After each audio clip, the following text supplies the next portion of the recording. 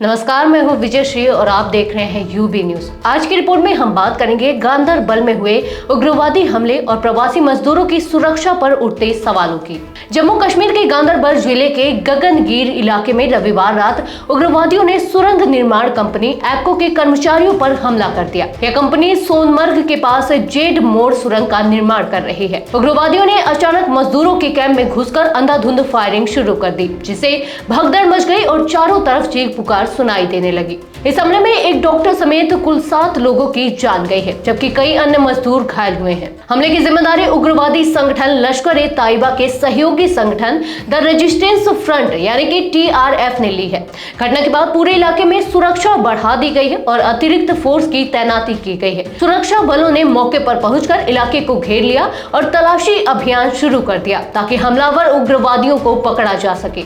कश्मीर में प्रवासी मजदूर पहले भी उग्रवादी हमलों का शिकार हो चुके हैं। मौजूदा वर्ष में यह कश्मीर में गैर कश्मीरियों पर 5वां उग्रवादियों का हमला है। हाल ही में शुक्रवार को भी शोपियां में बिहार के एक मजदूर की गोली मारकर जान ले ली गई। उसका शव सड़क किनारे मिला था। इन हमलों के कारण प्रवासी मजदूरों में भय का माहौल है। इससे पहले 2021 में भी बिहार और उत्तर प्रदेश के 4 मजदूरों की जान चली गई थी, जिससे कश्मीर में काम कर रहे प्रवासी मजदूरों का बड़ा पलायन हुआ था। कश्मीर के विभिन्न जिलों में लगभग 50,000 से ज्यादा प्रवासी मजदूर काम करते हैं। वे निर्माण परियोजनाओं, सेब के बागानों, फल सब्जी बेचने और अन्य कामों में लगे हुए हैं। इन हमलों ने फिर से प्रवासी मजदूरों की सुरक्षा को लेकर सवाल खड़े कर दिए हैं। उग्रवादी इन मजदूरों को लगातार निशाना बना रहे हैं, जिससे मजदूरों के मन में डर और असुरक्षा की भावना बढ़ रही है। उपराज्यपाल मनोज सिन्हा, पूर्व मुख्यमंत्री उमर अब्दुल्ला और अन्य राजनीतिक नेताओं ने इस हमले की कड़ी निंदा की है। उपराज्यपाल कार्यालय ने सोशल मीडिया पर लिखा, गगनगीर में नागरिकों पर हुए जघन्य उग्रवादी हमले की कड़ी निंदा करता हूं। सुरक्षा बलों को पूरी आजादी दी गई है ताकि इस कायरतापूर्ण हमले के दोषियों को कड़ी सजा दी जा सके।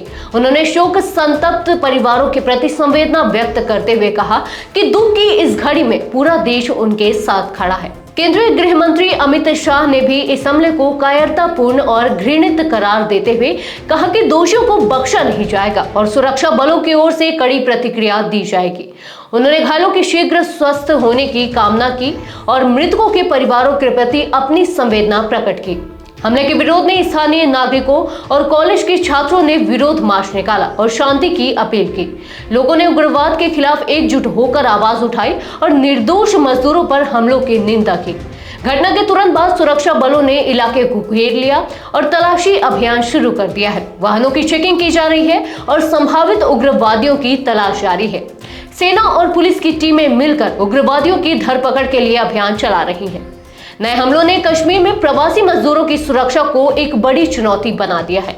उमर अब्दुल्ला सरकार की शपथ लेने के 5 दिन के भीतर प्रवासी मजदूरों पर यह दूसरा हमला है। ऐसे हमले कश्मीर के माहौल को फिर से अस्थिर करने का प्रयास कर रहे हैं, जिससे राज्य सरकार के लिए हालात को संभालना और चुनौतीपूर्ण हो गया है। गांदरबल के गगनगीर में प्रवासी मजदूरों पर हुए इस उग्रवादियों के हमले ने एक बार फिर कश्मीर में शांति स्थापित करने के प्रयासों पर सवाल खड़े कर दिए हैं। प्रवासी मजदूरों की सुरक्षा सुनिश्चित करना सरकार और सुरक्षा बलों के लिए एक बड़ी चुनौती है। सभी की उम्मीद है कि जल्द ही हमले के दोषियों को न्याय के कटघरे में लाया जाएगा। तो ये थी हमारी आज की खास रिपोर्ट। आपको ये कैसी लगी, अपने विचार हमसे साझा करें। इस वीडियो को लाइक और शेयर करें, साथ ही चैनल को सब्सक्राइब करें। यूबी न्यूज आपके लिए लाता रहेगा देश विदेश से जुड़ी ऐसी ही तमाम खबरें। धन्यवाद।